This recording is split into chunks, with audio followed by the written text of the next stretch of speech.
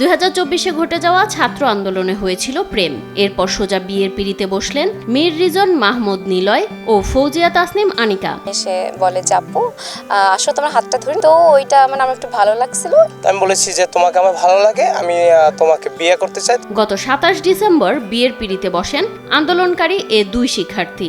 আন্দোলনের কারণে ইতিহাসে নতুন অধ্যায়ের পাশাপাশি নিজেদের জীবনেরও নতুন অধ্যায় শুরু করলেন এ তরুণ যুগল। ছেলেও একজন সংগ্রামী, তাইলে এই দুইজন সংগ্রামী যদি একত্র হয় তাইলে ওরা সামনের দিকে ভালোভাবে আগাইতে পারবে, দেশের জন্য কাজ করতে পারবে। বিয়েটা কেন দিলাম যে ওদের একটা হালাল সম্পর্ক হোক। অনেক মেয়েরাই, তার ভিতরে আমারও একটু ভালো লাগছে আনিকাকে। বৈষম্য বিরোধী আন্দোলনের সেই মিছিলের ভিড়ে আনিকার প্রেমে পড়েন নিলয়, এমনটিই জানান তিনি। একে অপরকে দেখে ভালোবেসে বিয়ের সিদ্ধান্ত নেন বলে জানান এ নবদম্পতি। আনিকাকে যখন দেখলাম আন্দোলনে সে অনেক ভূমিকা পালন করতেছে, এই দেখে তার সাহসিকতা দেখে আমার তাকে অনেক ভালো লেগেছে। এই মিলিয়ে মনে হলো যে আমরা একসাথে থাকতে পারি। ওইখান থেকে আমাদের সামনের জীবনের চিন্তা ভাবনা আসে।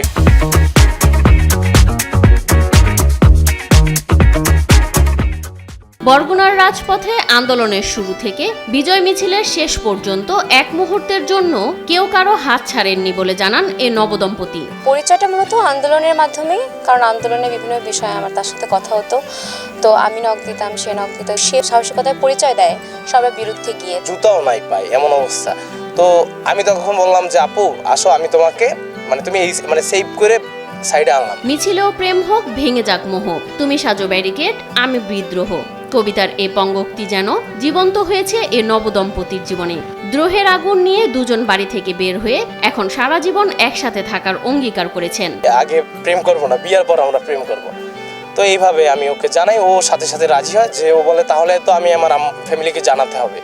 তো ও ওর ফ্যামিলিকে জানায়, এর পরে আস্তে আস্তে আমাদের সামনে আগায়। আমার একটা জিনিস ভালো লাগে যে বর্তমান জেনারেশনের হয়েও মানুষটা গিয়ে বিয়েতে বিশ্বাস করে, আর গিয়ে নোংরামি না।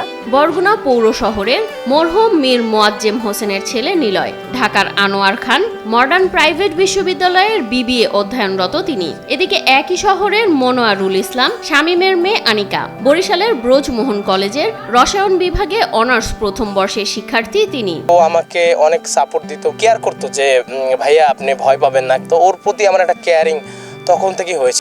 এই সব মিলিয়ে তার যে সাহসিকতা এবং আমার প্রতি তার কেয়ারিং দেখে আমার তাকে ভালো লাগে। নিলয় ও আনিকার এ ঘটনায় খুশি দুই পরিবার। দুই ফ্যামিলি রাজি ছিল, তখন বিবাহ করলাম। আমরা সবাই খুশি মনে ওদেরকে সাপোর্ট করছি। দুই পরিবার খুশি মনে আমরা ওদের বিয়ে দিচ্ছি।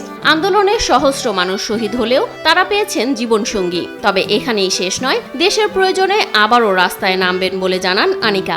দেশের জন্য দুজনে যেরকম ছিলাম এখনো ঠিক সেরকম একসাথে থাকবো। এখন একসাথে দেশের জন্য লড়াই করবেন।